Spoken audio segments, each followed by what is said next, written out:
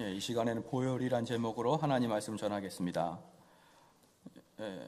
오늘 이 본문은 성경 중에서도 예수 그리스도의 그 보혈의 피에 대해서 찬양한 것 중에 단연 으뜸이라고 할 수가 있습니다.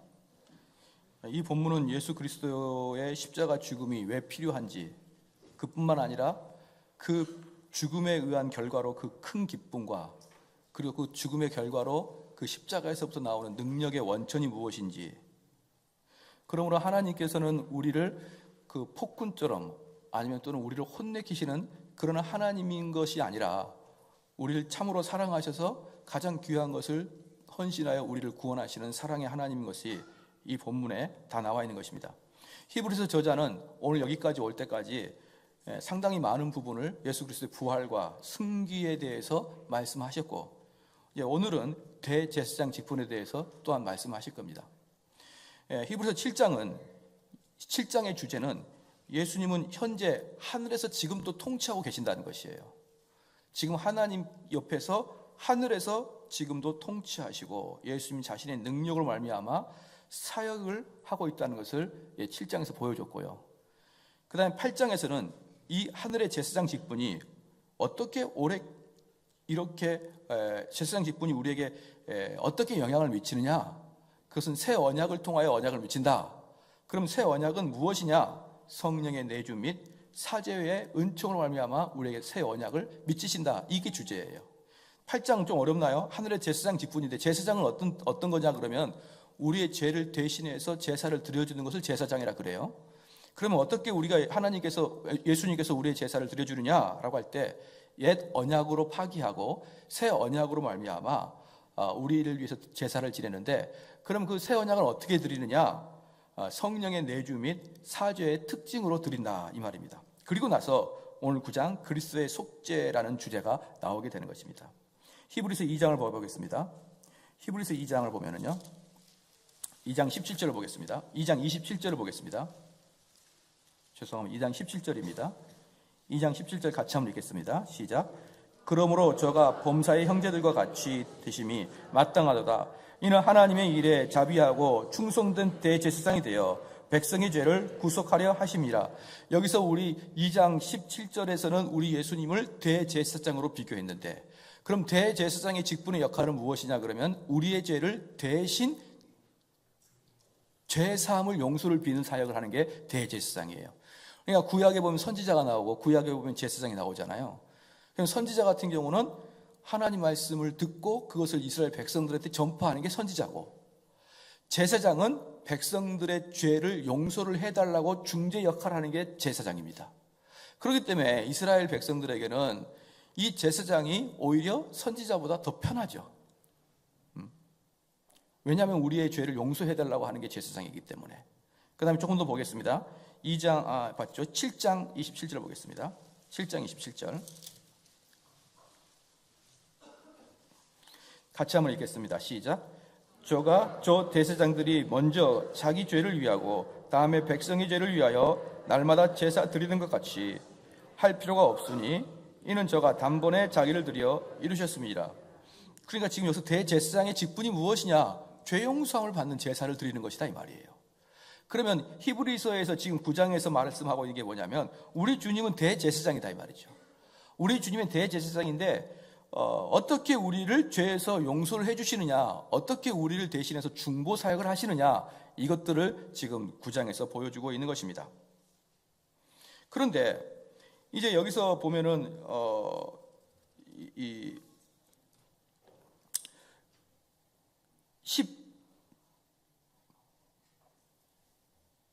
11절에 보면요,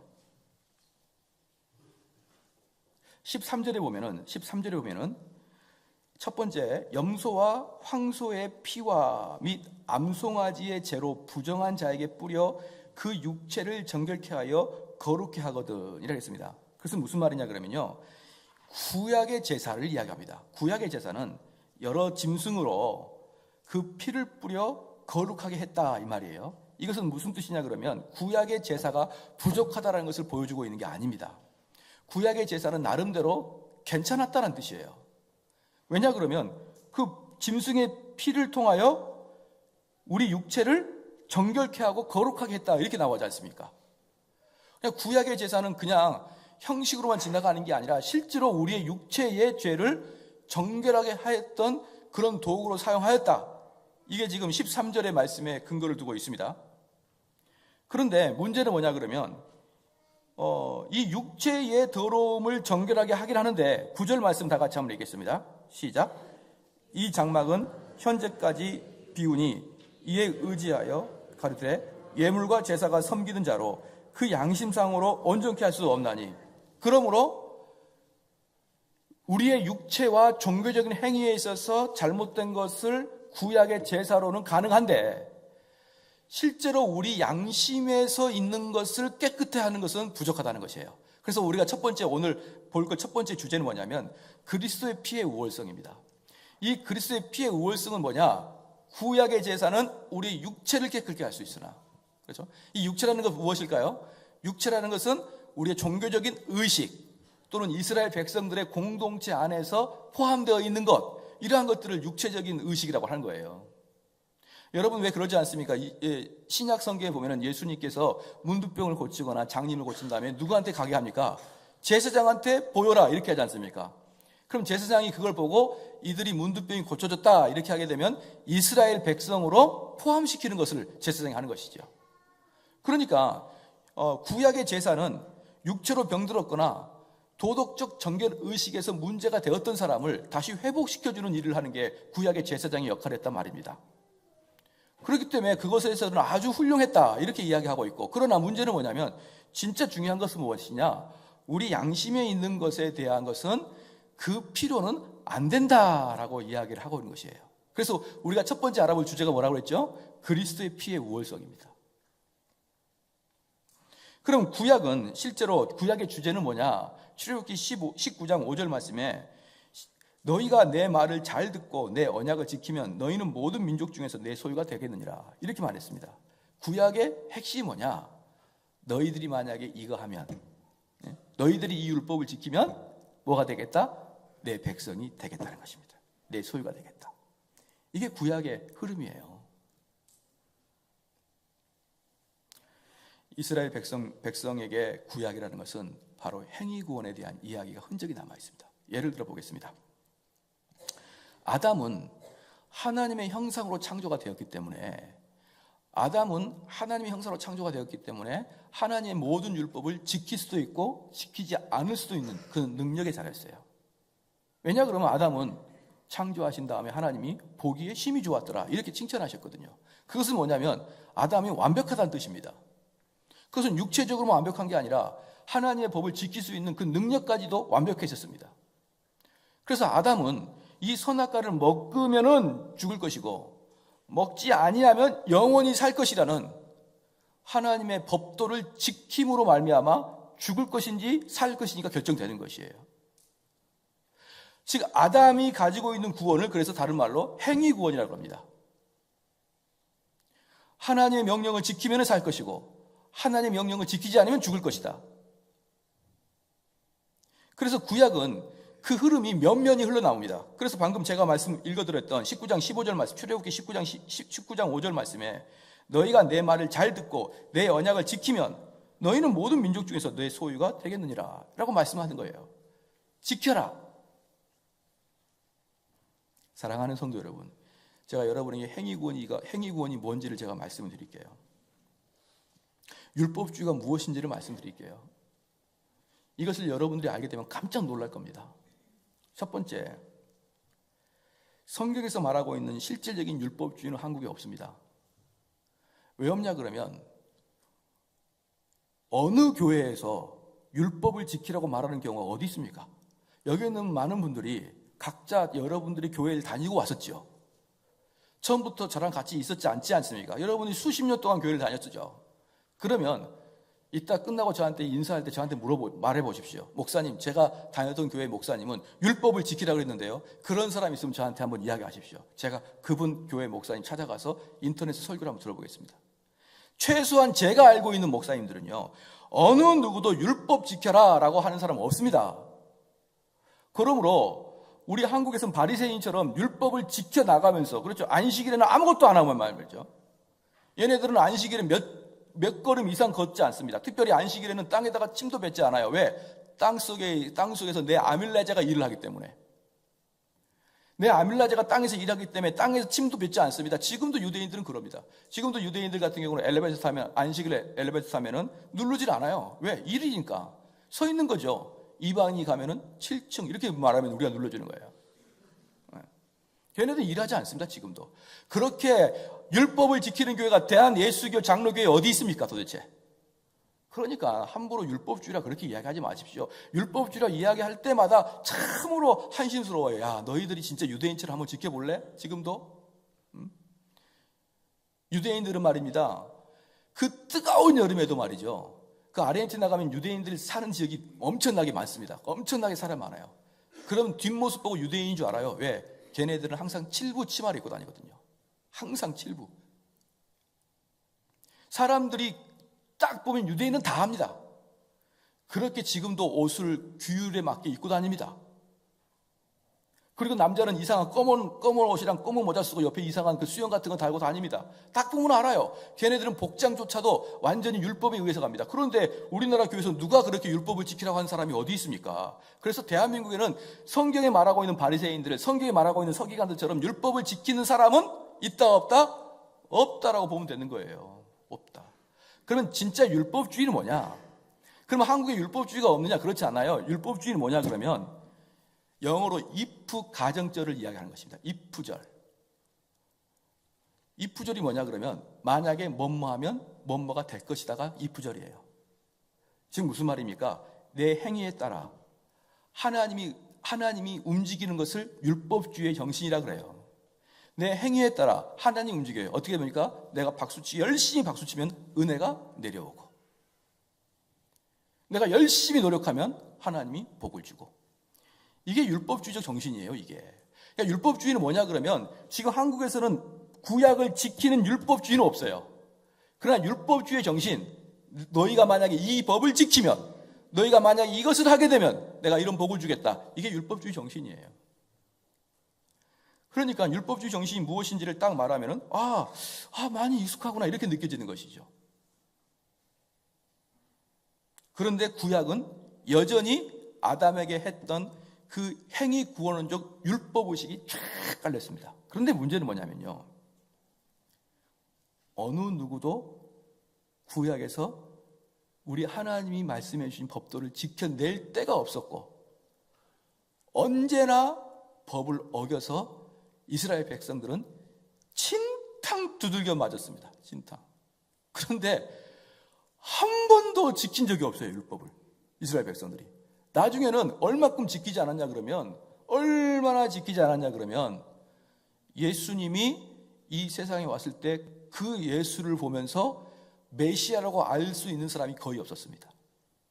얼마나 하나님 말씀에서 이들이 떠나 있었냐면 참되신 메시아가 오셨는데 그 메시아를 보고 못 박아 죽여버렸습니다.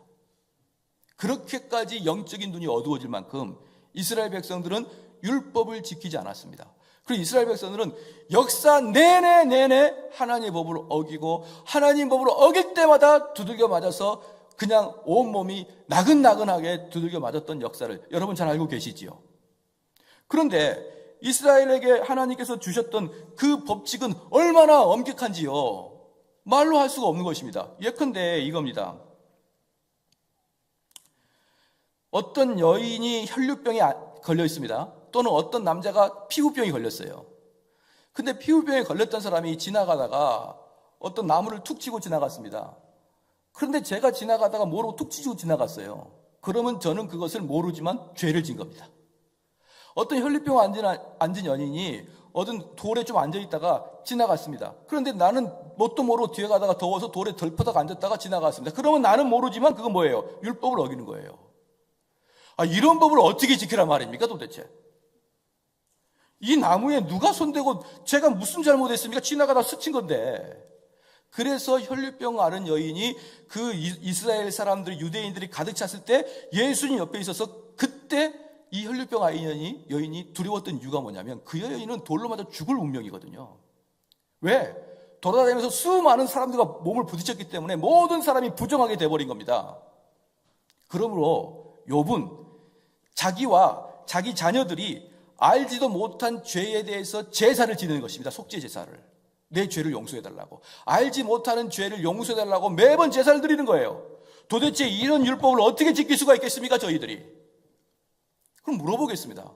하나님께서 도대체 왜 이렇게 어려운 율법을 주시고, 왜 이 어려운 율법을 지키지 못하는 사람을 두들겨 패고, 두들겨 팰 뿐입니까? 어쩔 때는 땅을 입을 열어서 원샷으로 다 들이마셔버리고. 이렇게 하신 이유가 무엇일까요, 도대체?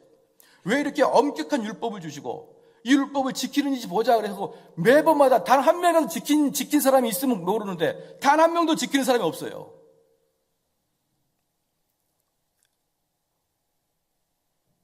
여러분 자녀들 중에 초등학생한테 아버지가 말씀한 겁니다. 그 초등학생이 도저히 해낼 수 없는 일.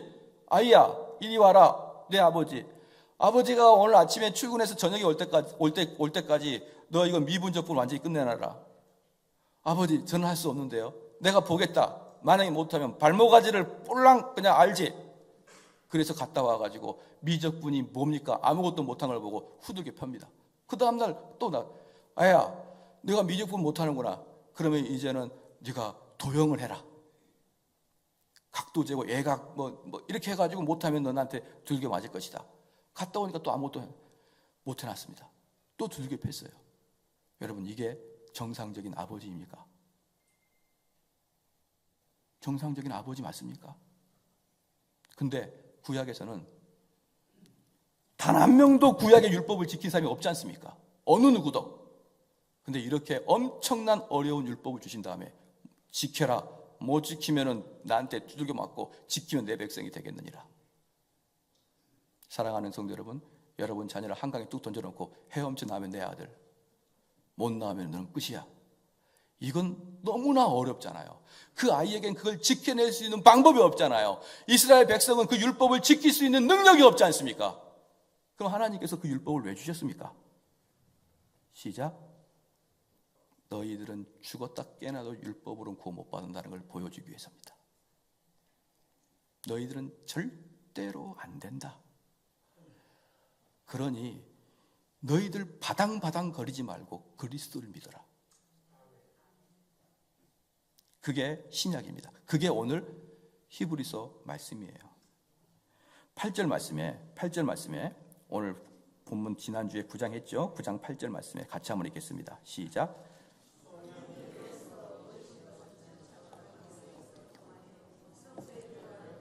아직 나타나지 아니한 것이라. 지난주에 말씀을 드릴 때 성령이 이로써 보이신 것은 첫 장막이 뭐라고 했습니까? 여전히 구약에 존재하는 성막을 이야기합니다. 구약에 존재하는 성막이 있을 때까지는 뭡니까? 아직 나타나지 않았다. 즉 구약이 존재할 때까지는 너희들이 하나님 앞에 가는 것이 막혀 있었다 이 뜻이에요. 그리고 그 첫 장막이 제거가 되고 예수 그리스도라는 장막이 새로운 장막이 올 때, 즉 예수 그리스도로부터 뭐가 되는 것입니까? 하나님께 올라갈 수 있는 장막이 열려 있게 된다 이 말이에요. 그러니까 구약 내내 엄청난 율법을 주셨는데 그 율법으로 어느 누구도 구원을 받을 수가 없다 이 말입니다. 그러므로 사랑하는 성도 여러분, 구약도 오실 메시아를 믿음으로 말미암아 구원받는 것이고요. 왜? 아브라함도 믿음으로 구원을 받았으니까. 신약은 오신 예수 그리스도를 믿음으로 구원을 받는 거예요.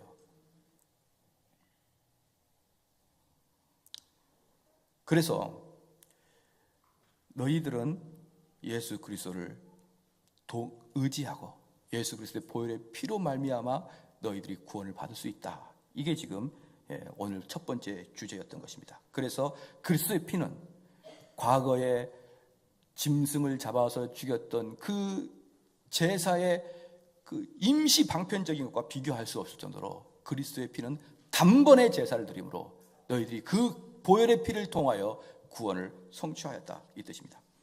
두 번째는요, 그리스도의 피의 능력입니다. 그리스도의 피의 능력인데 뭐냐면, 이게 이제 어려운 문제가 뭐냐면, 이 예수 그리스도의 피의 능력이 어떻게 나타나냐 이 말입니다.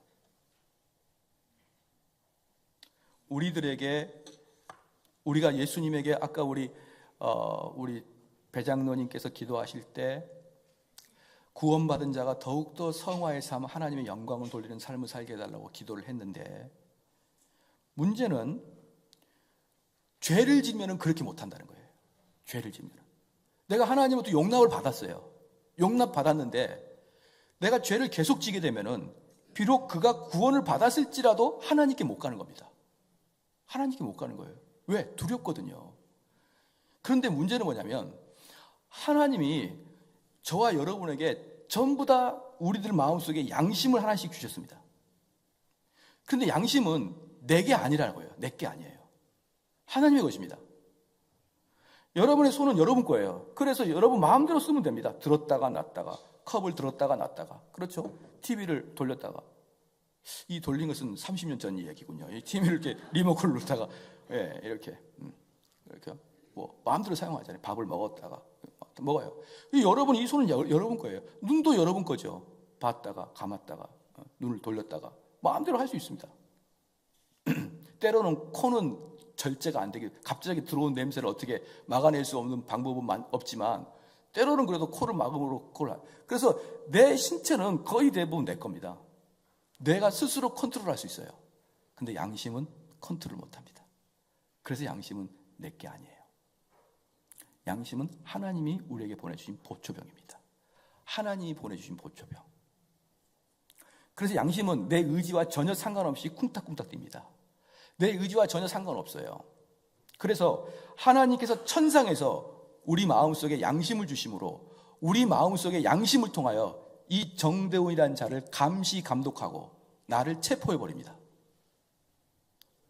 그래서 이 양심은 하나님이 보내시는 검찰이요 하나님이 보내신 경찰인 거예요. 나를 잡아버립니다. 그래서 내가 죄가 들어오면 제일 먼저 양심의 가책이 느껴지게 되는 것이죠. 뛰게 되는 것입니다. 우리나라에 지금은 잘 모르겠습니다만 한동안 미군들을 철수시켜야 된다고 엄청나게 주장을 했던 세력들이 있었습니다. 미군들을 철수시켜야 된다. 왜 그러냐면 미국 때문에 자주국방 또는 자주통일이 되지 않는다. 이 미국이 있어서 전쟁을 유발하고 결국은 어떻게 될 수밖에 없다. 우리 북한하고 대화를 못하기 때문에 미군을 쫓아내야 된다라고 이야기를 했었어요. 한동안에는. 지금은 또다시 그것의 연속선상에 사드 문제가 발생했지만 그런데 그게 공교롭게도 북한이 주장한 것과 똑같습니다. 미군이 철수해야 된다는 것은. 그러면 왜 이렇게 북한이 미군 철수를 주장하느냐? 북한이 미군 철수 주장하는 게 뭐냐면 우리 미군이 동두천에 떡 버티고 있잖아요. 그럼 북한이 밀고 내려오는 순간 동두천을 스치기만 해도 미국에 대한 전쟁 선포랑 똑같이 여기기 때문에 그러는 거예요.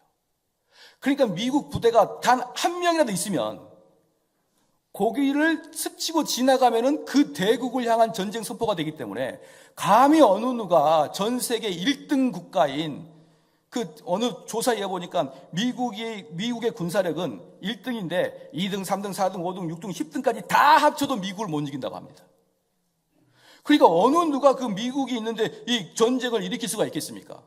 그래서 그 미군 철수가 그렇게 북한에게서는 소원이었습니다. 그런데 문제는 뭐냐면 북한에는 중국 군대가 없어요. 북한에는 중국 군대가 없었는데 북한에는 자주국방인가 보다 그렇게 생각했는데 제가 이번에 북한 가가지고 깜짝 놀란 걸 들었습니다. 이번에 저게 중국 선교 가가지고 왜 자꾸 이렇게 말이 헷갈립니까? 중국 선교 가가지고 제가 북한 간 건 아니에요. 갔으면 못 올 확률이 좀 많았을 거예요.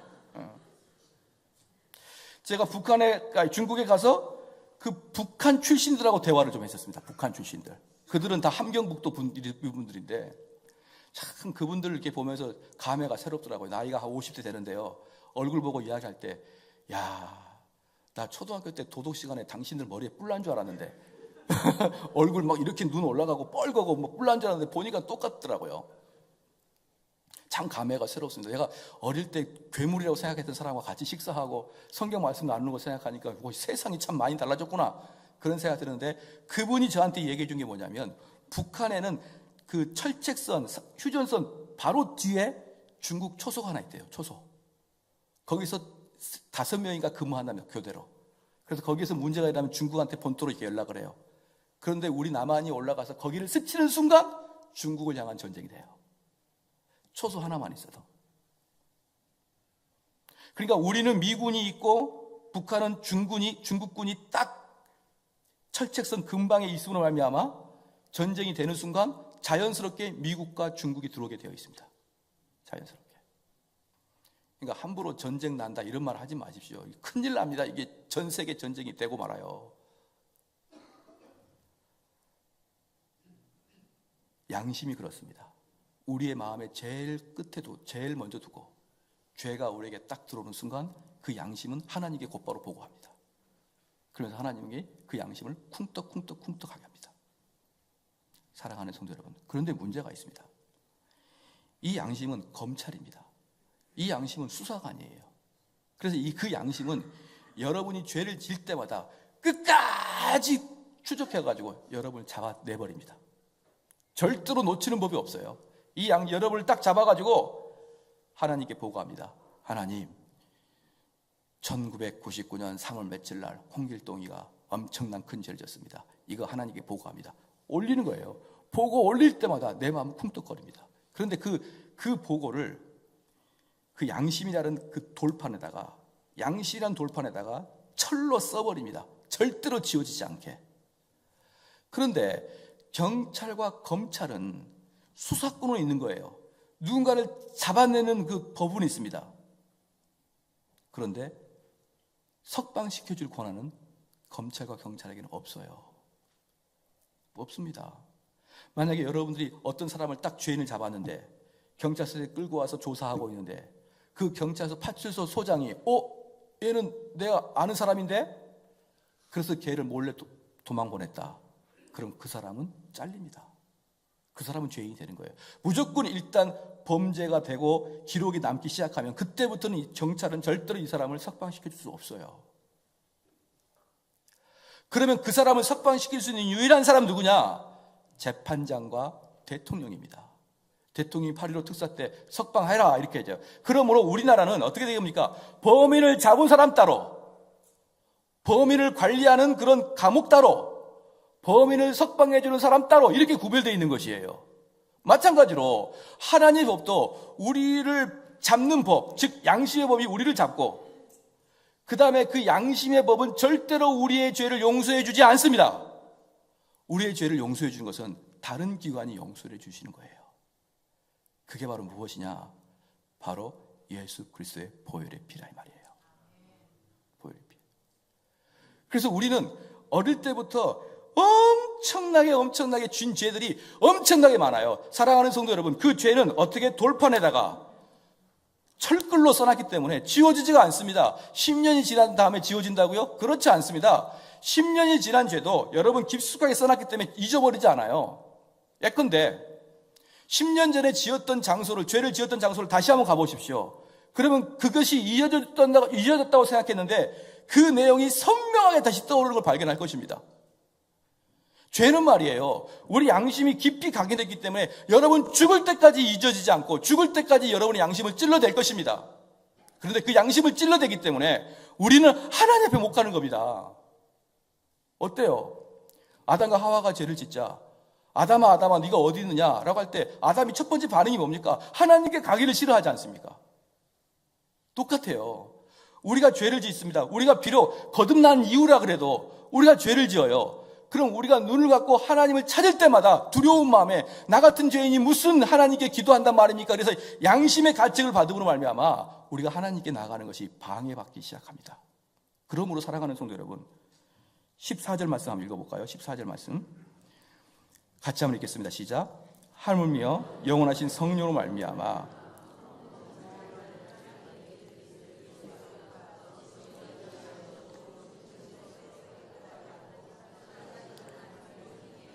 자, 여기서 뭐라고 했습니까?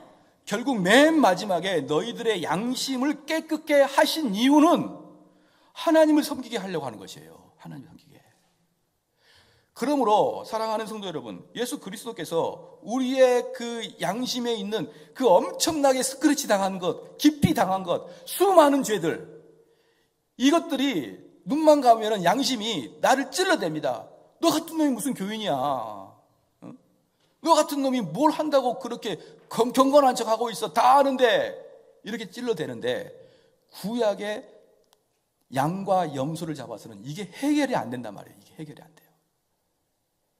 근데 오직 예수 그리스도가 보혈의 피로 말미암아서 이걸 해결시켜 주시고, 그리고 그 해결의 목적은 너가 하나님과 화목하여 하나님을 섬기게 하기 위함이다 라고 성경에 나와 있는 것입니다. 그러므로 우리가 얼마나 큰 죄인인 것을 깨달아야 계시록 5장 12절 말씀이 기억이 되는 것입니다. 죽임을 당하신 어린 양은 능력과 부와 지혜와 힘과 존귀와 영광과 찬송을 받으시기에 합당하시도다.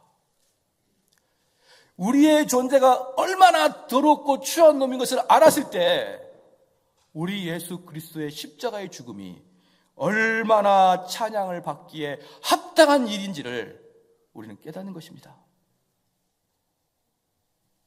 그리고 우리 성도는 어떻게 살아야 됩니까? 그러므로 양심의 가책을 느끼는 자들은요, 하나님 앞에서 선한 양심을 가지려고 부단히 여러분도 애를 써야 됩니다. 죄는 모양이라도 버릴 만큼이나 우리들 나름대로는 죄의 근방을 가지 말아야 돼요. 잘라내야 됩니다. 그래서 내가 비록 죄를 지었어도 계속적으로 죄를 지으면 안 되는 이유가 뭐냐 그러면, 나중에 그 검찰을 여러분이 지위 해제를 시켜버립니다. 무슨 뜻이에요? 더 이상 양심의 가책을 못 느끼게 합니다. 처음에 죄를 질 때는 쿵툭쿵툭쿵툭 뛰다가 또 짓고 또 짓고 또 지면은 아예 양심의 역할을 못하게 돼버려요. 그때가 바로 양심의 화이 맞을 때입니다. 어떤 죄를 져도 이제는 끄떡도 안 합니다.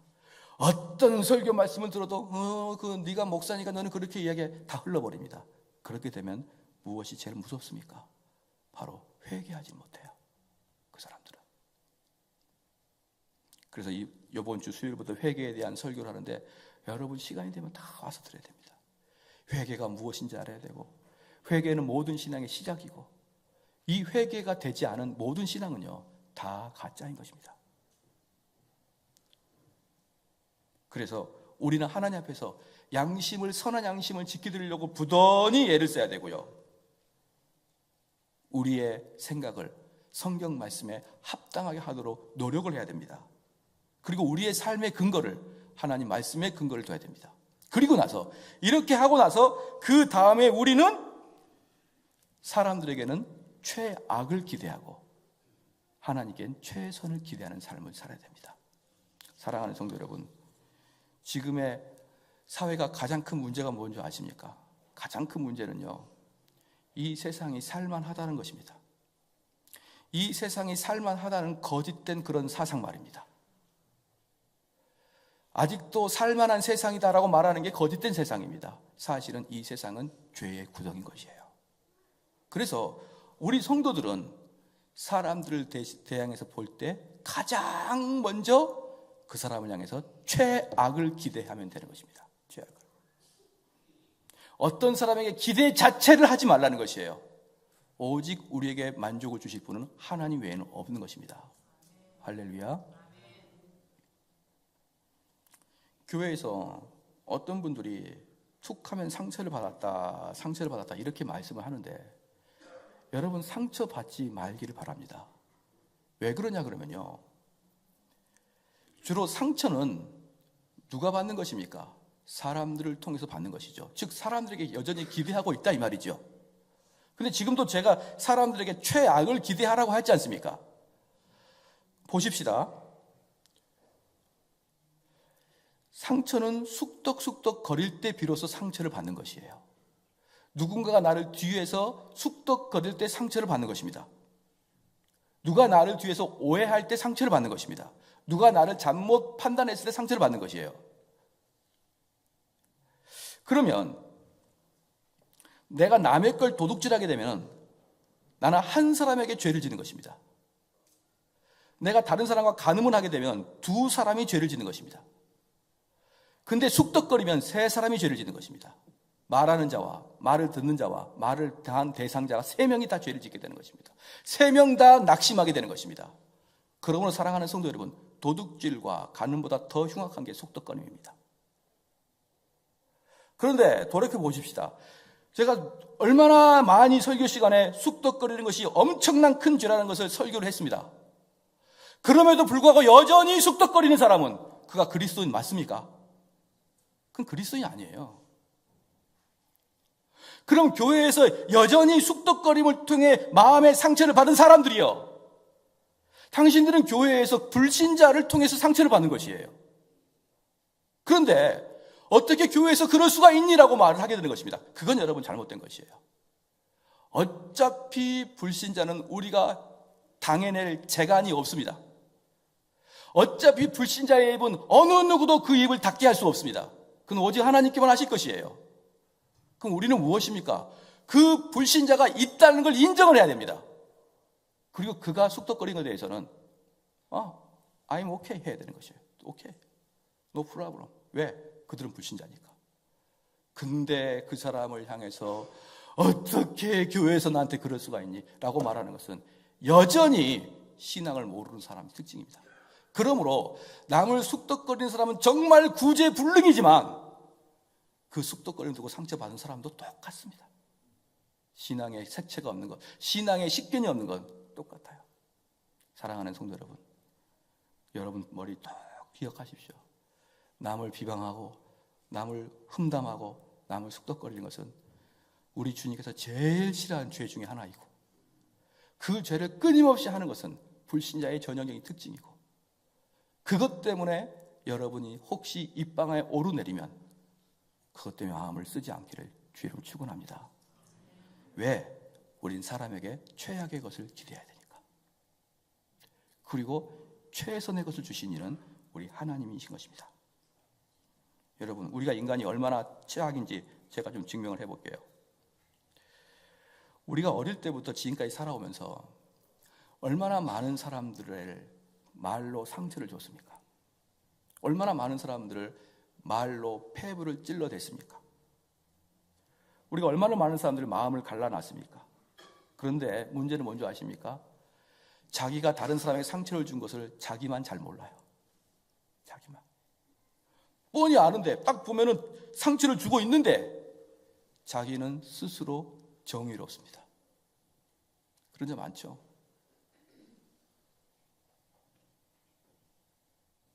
자기만 모를 뿐이에요. 왜 그럴까요? 영적인 소경이기 때문에 그렇습니다. 내가 남에게 어떤 상처를 줬는지, 어떤 피해를 줬는지 몰라요.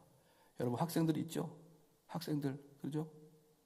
어릴 때부터 얼마나 부모의 속을 썩여왔고 부모의 속을 시커멓게 태웠는데 아무것도 아닌 것처럼 기억도 못하고 살아갑니다. 정말 무지한 자들이죠. 사람은 자기가 진 죄를 기억하지 못합니다. 그게 바로 우리가 패역한 자의 주 특징이에요. 패역한 자. 보십시오. 아담이 죄를 지었죠. 아담이 죄를 지어 그 죄가 어떤 죄입니까? 온 인류를 지옥에 떨어뜨릴 그 원죄를 지어버리지 않았습니까? 아담과 하와가 그 선악과를 따먹는 행위가 얼마나 충격적인 일입니까? 근데 그걸 먹고 나서 아담과 하와가 했던 게 무엇입니까? 황혼역의 에덴 동산을 산책하고 있었습니다. 자기가 그렇게 큰 죄를 졌어도 죄를 진 걸 깨닫지를 못해요. 그때 하나님이 아담아 아담아 네가 어디 있느냐 그렇게 말할 때야 비로소 아이고 내가 죄를 졌구나 그렇게 이야기하는 겁니다. 요나가 하나님의 명령을 피해서 도망갈 때 어떻게 하고 있습니까? 그 명령을 피해서 도망감에도 불구하고 배 밑에서 콜콜 잠잤습니다.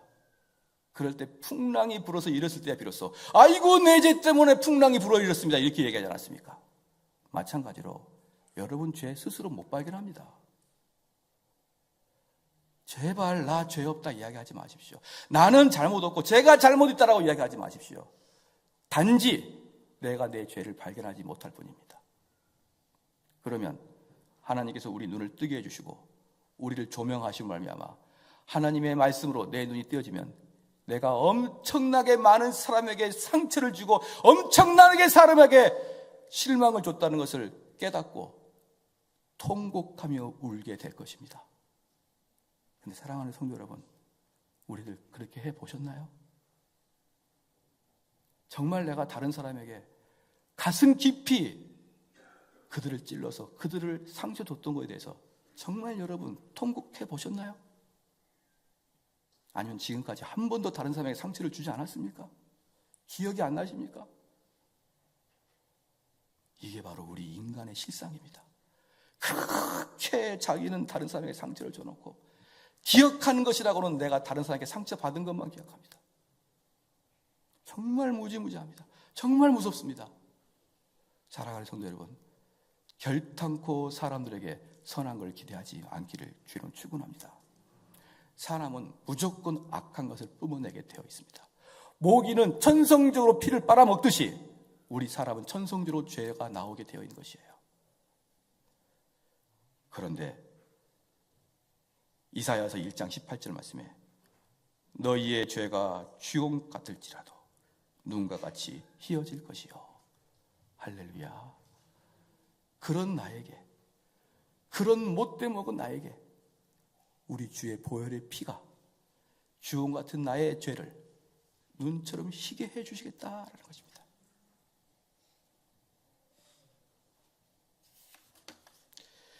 그러면 마지막으로 그리스도의 피의 목적입니다. 피의 목적. 다시 14절 같이 한번 읽겠습니다. 시작. 하물며 영원하신 성령으로 말미암아 흠없는 자기를 하나님께 드린 그리스도의 피가 어찌 너희를 양심으로 죽은 행실에서 깨끗게 하고 살아계신 하나님을 섬기게 못하겠냐. 그러면 여기서 세 가지가 우리가 봐야 되는데요. 첫 번째, 그리스도의 피의 목적은 영원하신 성령님을 내려오게 하시겠다는 것입니다. 영원하신 성령님을 내려오게 하시겠다. 이게 첫 번째예요.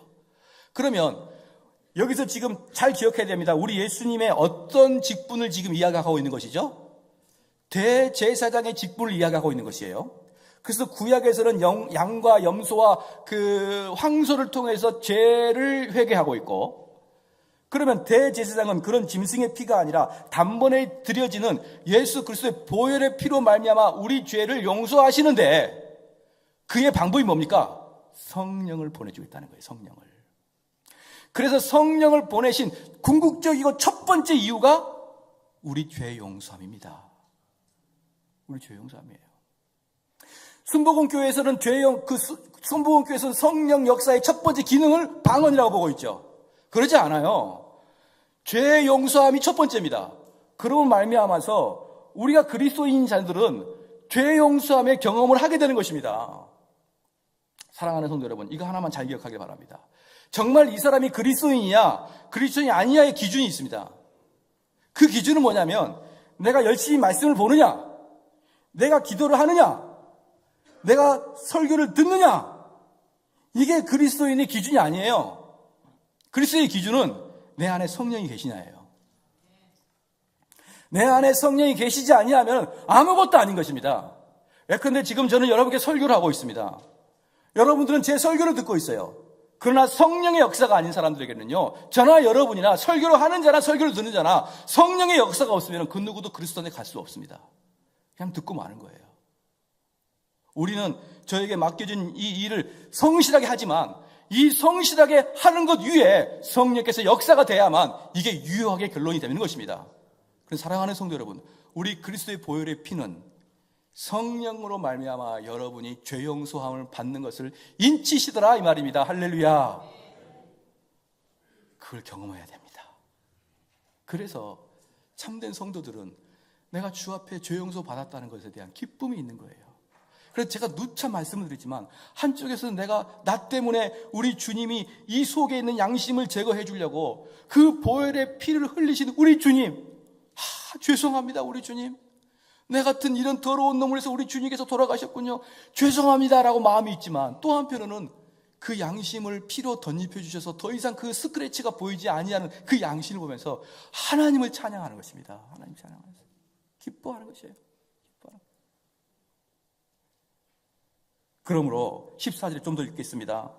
성령으로 말미암아 흠없는 자기를 하나님께 드린 그리스도의 피가, 여기 뭡니까?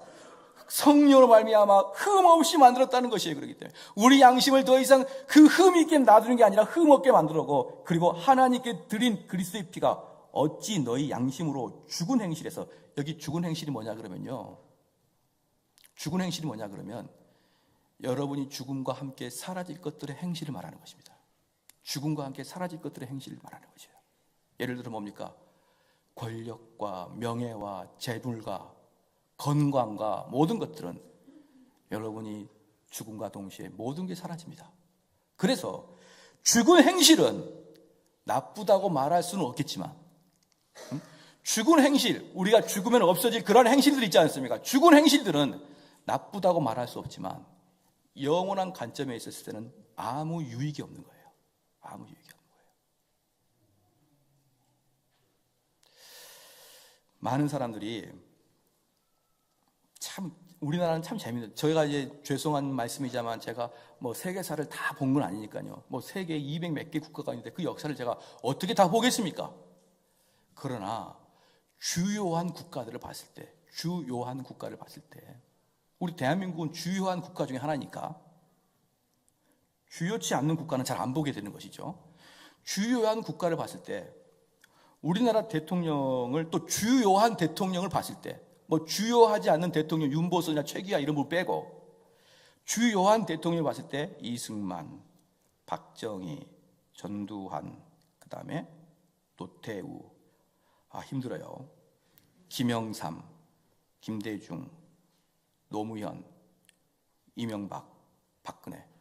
주요한 대통령만 봐도 9분이네요. 그럼 윤보선, 최기하까지 하면 11분이군요, 지금까지. 여기에서 이승만, 박 대통령, 그 다음에 전두환, 노 대통령, 노무현 대통령, 박근혜 대통령, 6명이 죽거나 감옥 갔어요. 6분이.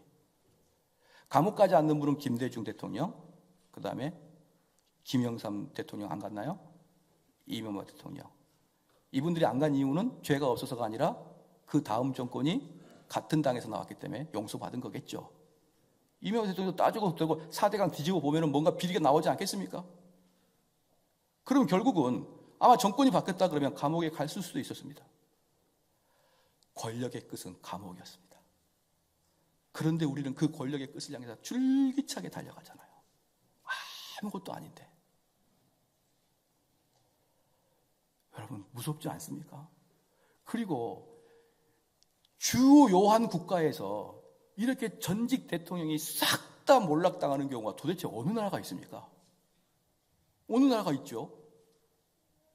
저는 우리나라의 이런 대통령에 대한 그 결과물들, 이 전임자들에 대한 지워버리고자 하는 이 역사의식, 저는 두렵습니다. 대한민국 국민들이. 두려워요. 이번에 중국 갔더니 도대체가 이해할 수가 없다는 것이에요.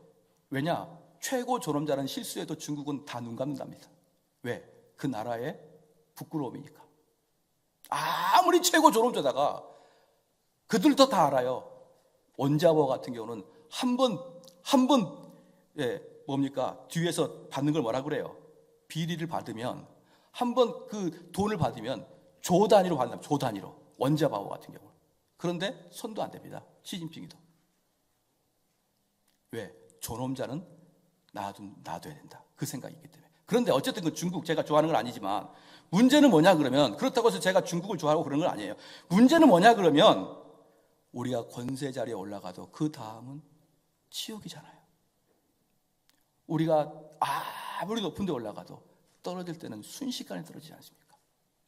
그런데 우리는 여전히 그 높은 자리를 향해서 끝없이 가다가 마지막에 가서 뭐라고 합니까?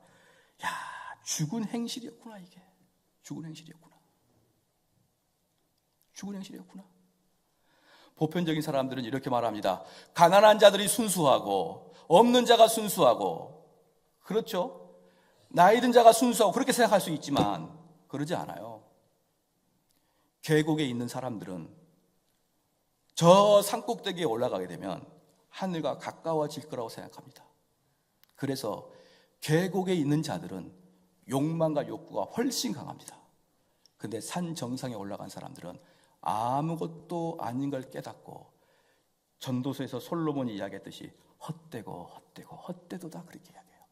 오히려 최정점에 서본 사람들은 이 정점에 올라와도 아무것도 없다는 걸 깨닫는데, 어정쩡하게 밑에 있는 사람들은 저 위에 올라가면은 뭔가 그림자가, 뭔가 무지개가 있을 것 같은, 뭔가 환타지 같은 게 있을 것 같은 그런 소망을 가지고 엄청나게 살아갑니다. 그러나 최정점에 올라간 사람들은 아무것도 아니구나 깨달아요. 아무것도 아니구나. 그래서 저는 그가 가난하다고 해서, 그가 돈 없다고 해서 그를 순수하게 보지 않아요. 또 다른 말로 그가 돈 많다고 해서 그렇게 악하게 보지 않습니다. 똑같이 악하게 봅니다. 돈 없는 자도 똑같이 악할 것이요, 돈 있는 자 똑같이 악할 것이지만, 왜? 우린 전적 타락한 존재니까. 그러나 돈 없는 자가 야망이 더 클 수가 있습니다. 사랑하는 성도 여러분, 그렇게 우리는 일평생 살아가다가 오늘 14절 말씀에 뭐라고 합니까?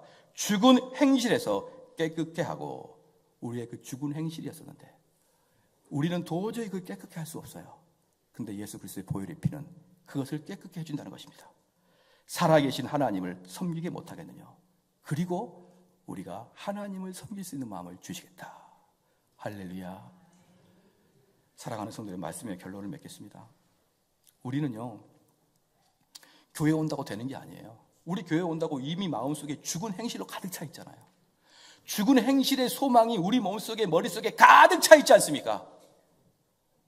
그런 자가 어떻게 성령을 통하여 우리 마음판의 양심을 그리스도의 보혈로 덧입혀 놓은 상태냐, 이 말이에요. 그게 그리스도의 보혈로 덧입힌 상태는 어떤 상태냐? 인생의 목적이 무엇입니까? 라고 물을 때 그는 쉬지 않고, 고생하지 않고, 고민하지 않고, 그는 이렇게 얘기할 겁니다.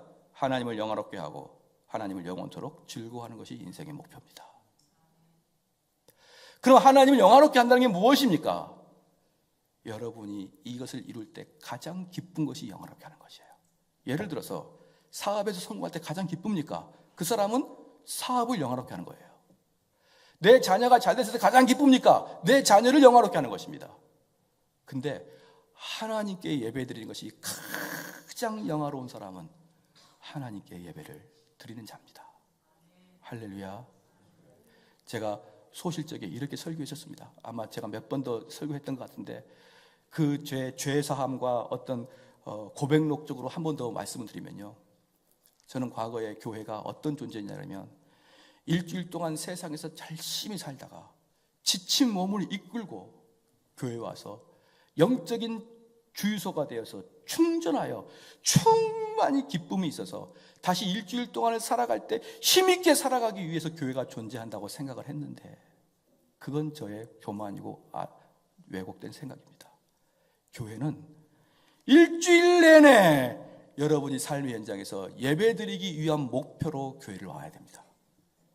그래서 주요한 장소가 여러분의 사업처와 여러분의 직장이 아니고, 여러분의 학교가 아니고, 정말 주요한 장소는 교회에서 일주일에 예배를 드리는 게 여러분의 삶의 목표가 돼야 되는 것입니다. 바로 이러한 삶이 하나님을 영화롭게 하고 그분을 영원토록 즐거워하는 것이에요. 제가 목사임에도 불구하고, 제가 심지어 개혁주의 목사를 자처함에도 불구하고 겨우 10년 전에 느꼈던 게 뭐냐면, 교회의 역할은 여러분들이 세상에서 줄기차게 힘차게 살아갈 수 있도록 도와주는 것이 교회의 역사라고 생각했습니다. 지금 생각해보니, 지금 제가 청교도를 더 깊이 알고 보니, 교회는 그런 데가 아니에요. 교회는 여러분의 일생에서 최고의 목적이 예배를 드리는 것, 이게 여러분의 삶의 목적 맞습니까? 아니면 다른 겁니까? 그래서 우리는 죽은 행실에서 졸업하여 우리 하나님이 주시는 말씀으로 우리 하나님을 섬기는 자가 되시기를 주의 이름으로 축원합니다. 기도하시겠습니다.